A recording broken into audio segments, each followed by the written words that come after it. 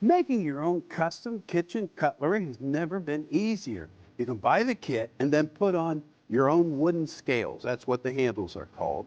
And we'll get into all the nuances today behind doing that for your kitchen and the one you love. So stay with us. The American Woodshop with Scott Phillips is brought to you by Woodcraft, since 1928, providing traditional and modern woodworking tools and supplies to generations of craftsmen. Woodcraft, helping you make wood work. Pro Tools, for tool pros.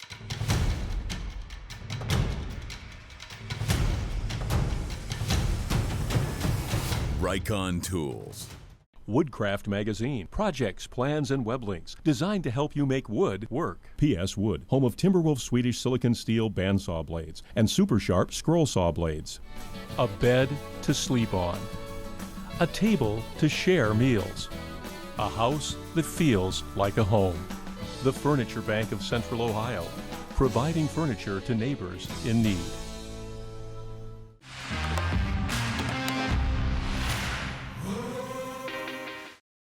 As a woodworker, if you're like me, you save all those beautiful scraps of wood, and the perfect thing to use them for are the scales. That's what the wooden parts of the handle of a knife are called. Can really shine and bring new life to that knife. And so making your own presents and knives has never been easier, and we'll get into that. So right now, how do you cut out the scales? Okay, well, what you do is you take the knife that you're going to make, lay the handle flat on it, and you trace out the pattern. And to trace that pattern out, I like to use this style of layout pencil where you can put that point out just ever so gracefully so that you can trace that pattern perfectly. Or better yet, they actually have a white marking lead that you can trace out, so on darker woods, it's very easy to see that cut line. So let's go do a bandsaw workshop. You'll learn how to tune it up and also how to cut these scales out. Now the key to getting the bandsaw to track properly and give you control in the cut is to keep that blade on the center of the top of the tire and make sure that it's locked in place once it's tracking and you have it under tension. Now that's a 3/8 inch blade. And in the manual it says set it to 3/8 of an inch on the tension scale. That's not true. What you do is, and this is unplugged, the only time I ever touch a bit or a blade is when it's unplugged. And I lock that column, that's key for control, but 4 fingers up. And with the bearings pressing against the side of the blade, with the front edge of the bearing well behind the set of the tooth, see how that flexes right now? Now watch what happens. Okay, now it's getting stiffer. Okay, and now as I press with good pressure on the side of that blade, it can't deflect more than 1/16 of an inch. And that's the way that I like to tension the blade. That gives me good control. And I'll get this plugged in, and I'll lower the guide block assembly to stabilize the cut and also guard the blade during the cut. And then we'll turn it on with dust collection and start to make that cut. Power up the saw. Now keep the workpiece big enough that you can keep your fingers safely away from that cutting blade. And remember, work safely. Be sure to read, understand, and follow all the safety instructions that come with the tools and products you use.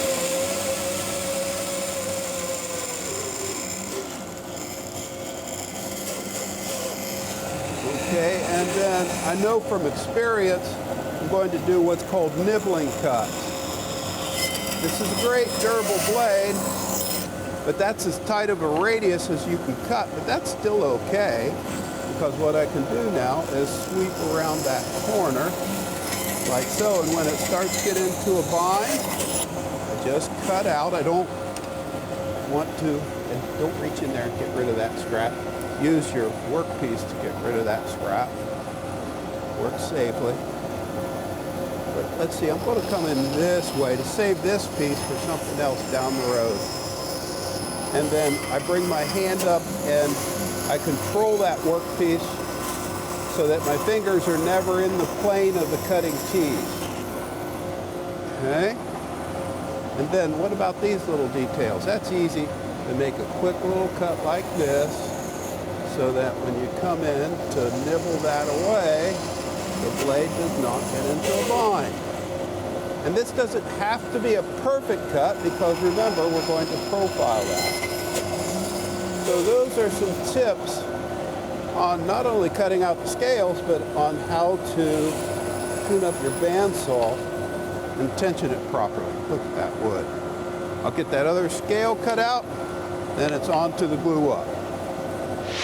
Keep in mind, you want more wood than less. You want to leave the line as you cut out the scales.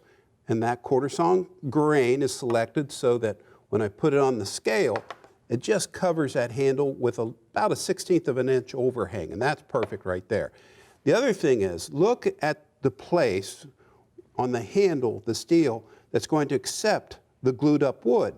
That's been roughed up with a 60 grit sander first with a dust mask, and then wiped clean. Same thing for the scale work pieces. You want it to be roughed up, 60 grit, and cleaned off. No sanding residue.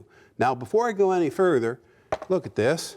Scrap plywood and just heavy-duty black duct tape, and that creates a type of finger protector. And what you do is you put that blade with the teeth in the middle, and you wrap that around, and then you draw this tight. And yeah, the duct tape has really good holding power, and it also stretches ever so slightly, which puts that whole thing under pressure, so that's going to stay there. Okay, you'd never want to put that on the blade directly. You want it to be sandwiched between the wood. So on all the pieces that I'm working with, I do that with these finger savers, as I call them. And then when I clamp these up to profile this, that is a safe way to work with these blades. Now that's for the bread knives, and we'll get on to the gluing in just a second. But we're going to do steak knives that also receive that mosaic pin, and that's got a pattern to it. And the way you cut this to length is just with a good hacksaw blade. Put the piece, the longer shank into the vise and cut it to the length that you need for the thickness of the wood scale that you want. So I'll bring this up and go ahead and bond this together. And this is a worthwhile step to do. This is going to protect you from an accident down the road. So that's good. Now on this one, it's cleaned up and it's ready to go to the drill press, because what we did is we glued one side of the scale on and then sanded this smooth. So now we can drill it to match the pins, okay, that will insert it. So we drill one hole so we get the placement through the metal to the wood just right. More on that in just a second. Let's do the glue up. Here's the tip. If you're doing a lot of glue up, buy the bigger bottles, but you want the 5-minute cure. 50-50. Now for smaller quantities, these sort of syringes on a clean piece of scrap give you the 50-50 mix right off the bat. You want to do enough to cover whatever you're gluing, and the clock's ticking. You have to move out here. But make sure you put the keep cap back on so that you save the glue. And the other thing is, you will get some glue on your fingers now when you're working with these scales, so gloves on. Some epoxies have solvents in them. You don't want that on your bare skin. Okay, so you mix that thoroughly, and watch the color of this. When it goes white, you have a good blend, but you want to get all of it mixed thoroughly together. And now, because this is a 5-minute epoxy, we're moving out. That's ready. So on this one right here, it's been cleaned, both sides. This one, you only glue one side on at a time, and you position it so that you have that wood all the way around. And then you just sand off the residue before you glue the other side on. So the process is like this: best grain out. And that's absolutely beautiful right there. But I like the tighter quarter sawn pattern there, so I want that on this side. So what I've learned is put it on the wood part of the scale, and this is where you can see you need the gloves. Or at least I certainly do. I know I'd have glue on my fingers right now. That's good right there. And you can bring this up and rub it back and forth on the clean part of the metal, just like that. And you lift that off. And what I'm looking for is uniform coverage. And there are no gaps there. And there are no gaps here. So we have glue on both parts. So now what I can do is butt this square shoulder up against the shank of the blade. Okay. And you want the metal going all the way through the wood. Some knife kits, you have stubby pieces that go into the wood just less than half the way. That's never going to hold up. And now, that has some serious bonding power right there. So you don't need to clamp this, but what I've learned over time is you take your other scale, remember you only do half at a time, and you can create a little bit of a lip. That's a little bit too thick right there. I want to use another scrap scale to put under that guard. And I line that up, and that looks perfect, keeping it square to the shoulder. Now let that cure out. We'll come back to this in a second, but let's go over to the drill press, and I'll show you how to drill the pinhole perfectly every time.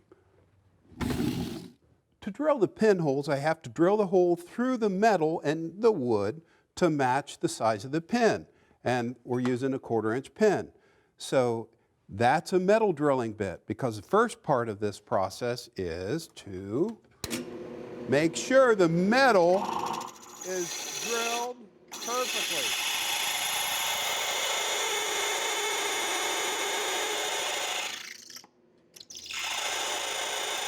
Now, I don't drill all the way through with this metal bit because it would tear out the grain on the bottom side. Now what I'll do is switch out. See, it's starting to punch out right there. It would break the grain out. I'm going to put a brad point bit in there, finish drilling the hole, and there'd be no tear out there that way. That's how you get a perfect fit for the pins every time. So I'll change that bit and then drill it, and then it's on to assembly.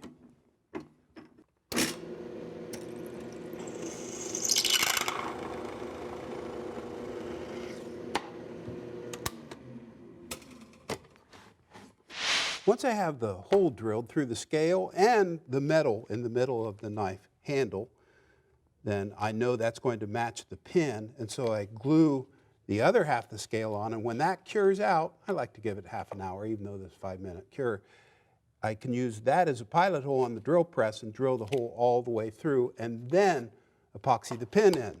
The other thing is I've put the scales on the bread handle, and I made it nice and big because I have a big hand, and we'll get into the sculpting of that in just a second. So the bread handles are looking good. No pins there, pin here. Now while that cures, it's time to learn how to use some special finishes to make some beautiful writing pencils, as it were. Everybody has a pen. Scott Grove has the answer. Once again, we're working with Scott Grove. I tell you, you Thanks inspire for having me. me back. Yeah, It's appreciate just it. grand. And look at these beautiful turnings. Now, I know a lot of people turn pens, but that's the most beautiful pen I've ever seen. Thank you very much. And so how do you do this? Well, this is PowerShell from New Zealand and Opal.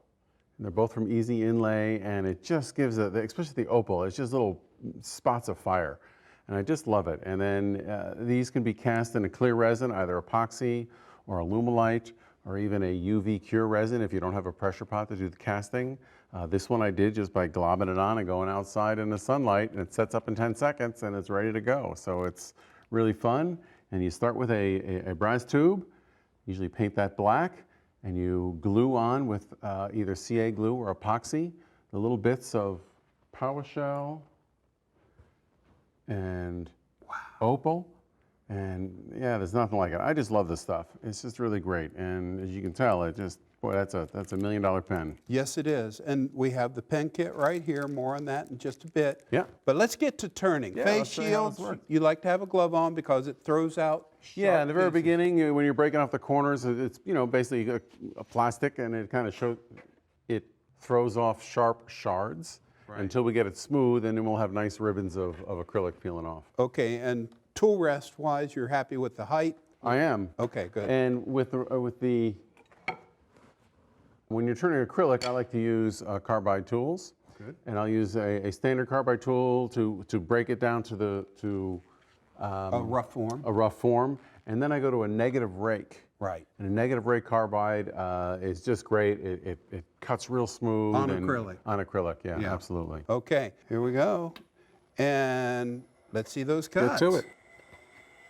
And as you turn, describe what you're doing and how you're doing it. Well, as you can see at the very beginning, we're turning a square, right? So it's not smooth at all, real bumpy. So you have to take very light passes just to knock off the corners. Gotcha. Until we make this into a cylindrical form, and then I can work on the shape. Okay.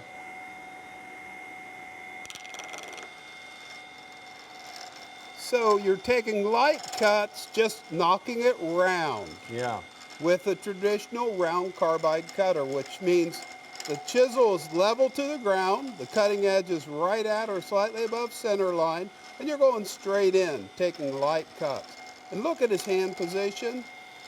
The hand on the chisel that has the glove up against the tool rest, the back side, absolutely has one job to do, and that's hold that chisel flat to the tool rest. Now that it's round, we can dial up the speed to 2100 and describe that cutter. Well, this is a CI5. This is a smaller cutter, but it still has a negative rake. It's solid carbide with a negative rake on it.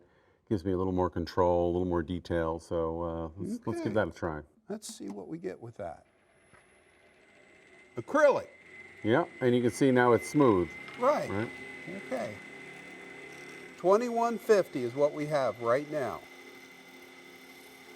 Oh, look at those ribbons. Oh, heck yeah. Oh, look at that. Wow, that's so cool. I'll tell you what, making knives is fun, but oh, turning acrylic, and you'll see a lot of other acrylics that he works on after we get this turned. That looks pretty good. Yeah, let's see what that looks like. Okay. Oh boy. And this stuff just wraps around so you can see how strong it is. Oh, good grief, it's here to stay. But yeah, looks pretty good. Oh, it's awesome. And it's not uncommon if I have, it looks like actually I have a little air bubble right here. I'll actually go in there and fill that with some super glue, some CA glue, or that UV cure resin. Sure. And it's not uncommon to have to make a repair, especially on castings like this where I didn't use a pressure pot. Right.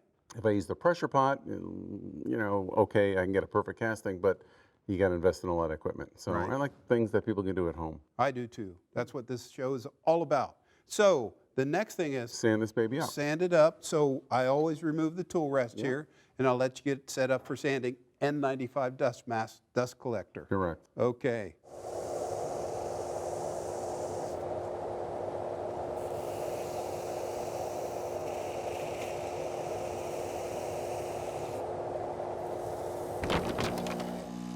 So, Scott, describe what you do to bring the finish up. Well, there's two ways of doing this. You could sand on the lathe up to 12,000, 15,000, or I like to just stop at 600, and then I go to the buff, and I use a Tripoli buffing compound, and then go to white diamond. Okay, let's bring her up. Okay. Then we'll push the parts together back on the wood lathe. Yeah. So look at that. Oh, heck yes. That's beautiful.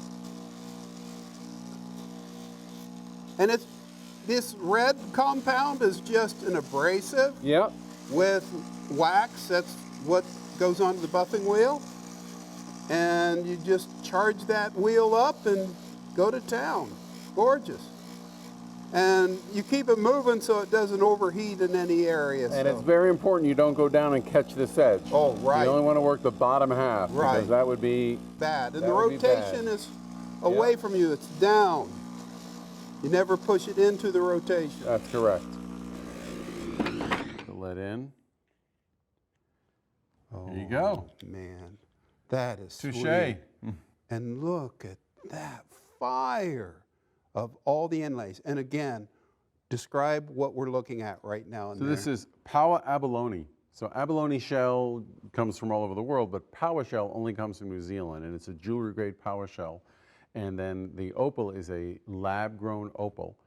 Has the same brilliance as real opal, fraction of the cost. Actually, it's better than real opal because real opal has water trapped in it. That's what gives it its fire. This is replaced with resin. It takes 10 months to grow a little piece of this stuff. And yeah, I just love it. Yeah. Okay, well, this show is all about creating with your hands. And I got to tell you, put it there because you inspire me. There aren't many Scott Groves around in this world. We need more of them.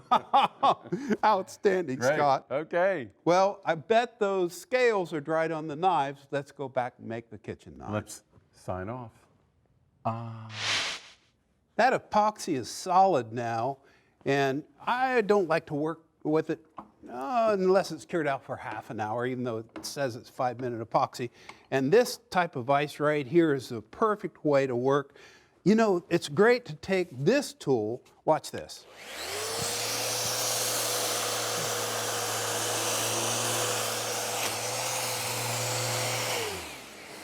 To profile the handles, because the blade is always contained and safe in that plywood sandwich with that heavy-duty duct tape, and this vise is a perfect way to rotate it around. So just release this handle, and then I can get at every profile. So that's the easiest way to shape it. Just make sure you're wearing an N95 dust mask and good side shields on your safety glasses and sculpt away.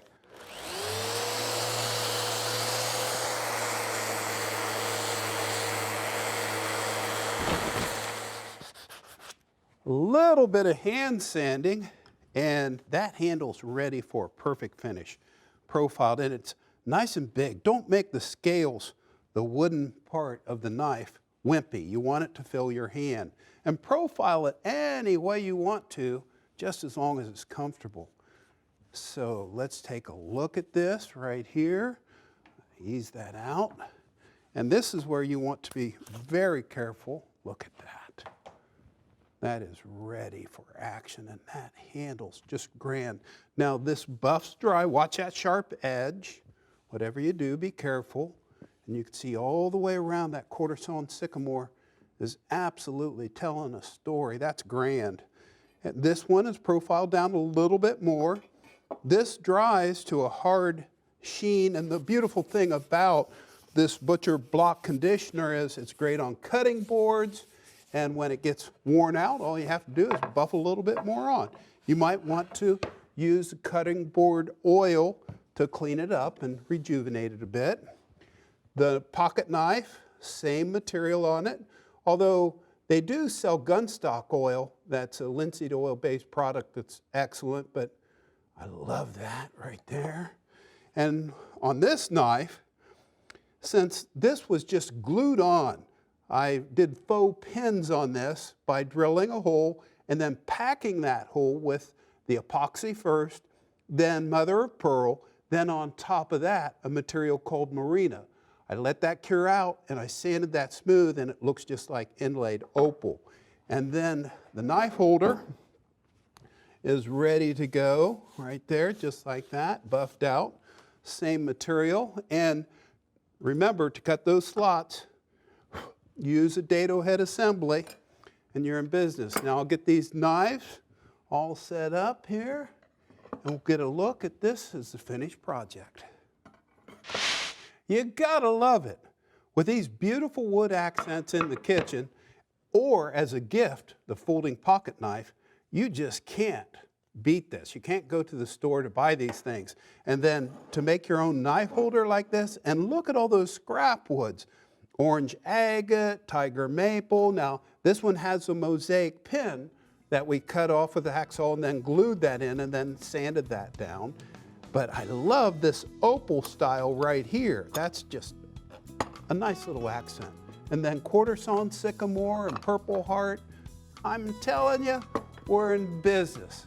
Now, go make your own whatever you do. It's easy to do and you know how. Next week on the American Woodshop, more inlay from Scott Grove of Easy Inlay as we make a beautiful stylized American flag. thanks for being with us today. Stay well and get busy in your shop. Woodcraft, since 1928, providing traditional and modern woodworking tools and supplies to generations of craftsmen. Woodcraft, helping you make wood work. Pro Tools, for tool pros.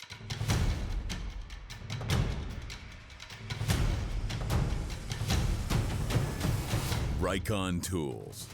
Woodcraft Magazine. Projects, plans, and web links designed to help you make wood work. P.S. Wood, home of Timberwolf Swedish silicon steel bandsaw blades and super sharp scroll saw blades. A bed to sleep on. A table to share meals. A house that feels like a home. The Furniture Bank of Central Ohio, providing furniture to neighbors in need.